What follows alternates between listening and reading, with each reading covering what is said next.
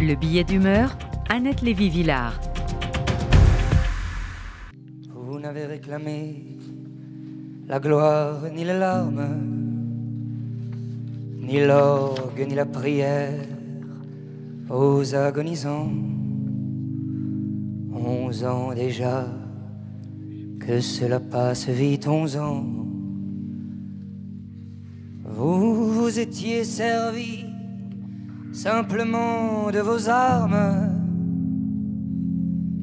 La mort n'éblouit pas les yeux des partisans. Voilà, c'est Arthur Teboul qui nous fait pleurer en reprenant l'affiche rouge de Léo Ferré, écrite par Louis Aragon en 1955. Bonjour Rudy. Bonjour Annette. Dimanche, avec l'annonce de la future entrée au Panthéon du poète résistant arménien Misak Manouchian, avec sa femme Mélinée, on a réentendu avec émotion cette magnifique chanson hommage aux partisans étrangers, fusillés, immortalisés par Aragon. Je continue. Ils étaient 23 quand les fusils fleurirent. 23 qui donnaient leur cœur avant le temps. 23 étrangers et nos frères pourtant. 23 amoureux de vivre à en mourir. 23 qui criaient la France en s'abattant. Des étrangers, rappelle Aragon dans ces lignes magnifiques. Le poète communiste rend célèbre l'affiche rouge, ce poster diffusé par les Allemands qui ont collé 10 visages sur fond rouge.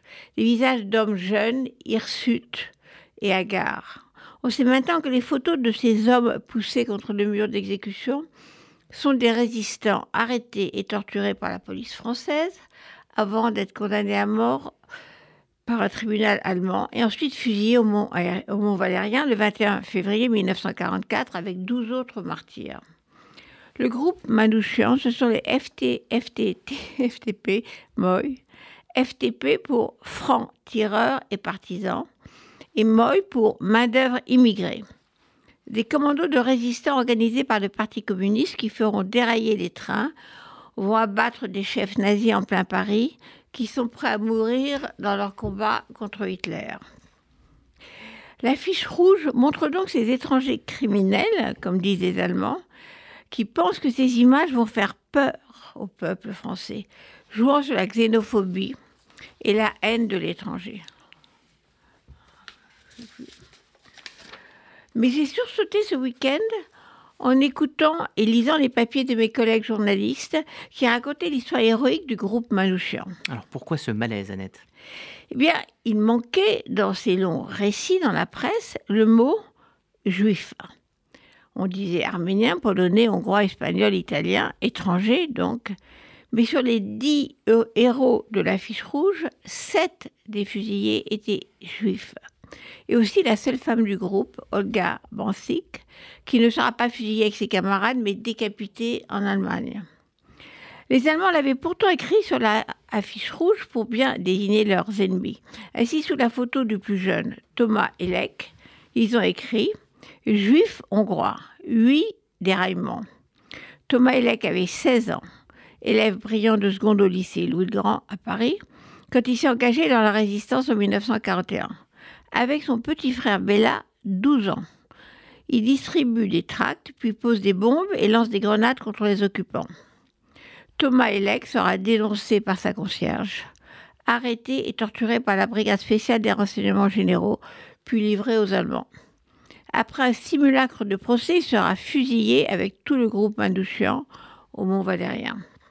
C'est un exemple des 6 autres juifs étrangers, comme Maurice Fingersweg, polonais de 19 ans, ou Léon Goldberg, polonais de 19 ans également.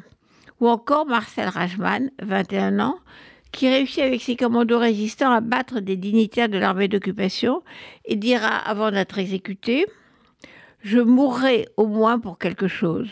Je ne regrette rien. Si chaque juif en avait descendu autant que moi, il n'y aurait plus d'armée nazie. » Les 7 jeunes juifs étrangers de l'affiche rouge meurent quand pour la plupart leur famille a été déjà déportée et assassinée. Tout cela pour qu'à l'occasion de la future entrée au Panthéon de l'Arménien Manouchian, on rende aussi hommage à cette résistance héroïque de ses camarades étrangers, les Juifs en première ligne, mais aussi les Espagnols et les Italiens. Qu'on se souvienne de ces étrangers venus se réfugier, puis se battre en France, dans cette Europe qui ferme aujourd'hui ses portes, qui a laissé la semaine dernière des centaines d'hommes, de femmes et d'enfants se noyer en Méditerranée. Des étrangers eux aussi, mais dont le nom disparaîtra dans les eaux.